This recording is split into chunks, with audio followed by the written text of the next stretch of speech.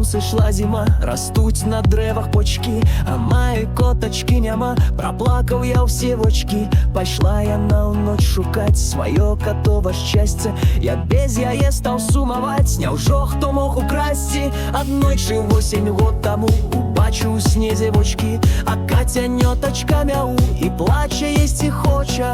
Я яго хату падабраў, у крыві была ўся сіпінка. Коцік амаль што паміраў, маленькая крывінка. Я саграваў і шкадаваў маленькі той камочак, прысмакі розныя купляў для тых прыгожых вочак. Зіма холодная прайшла і змыла ўсё паводка, і мне на радасць ой подросла прыгоженькая котка.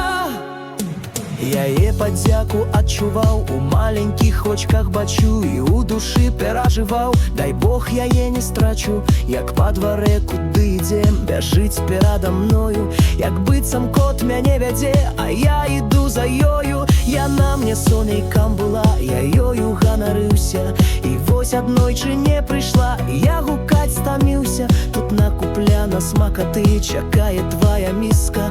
Куды звялі цябе каты, вяртайся, моя рыска. Я сограў і шкадаву маленькі камочак, прысмакі розныя купляў для тых прыгожых вочак.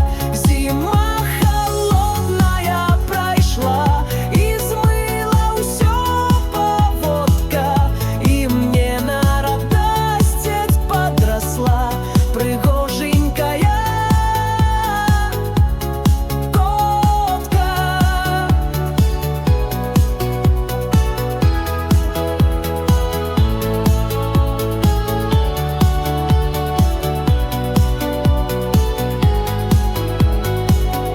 Я саграваў і шкадаваў маленькі той камочак, прысмакі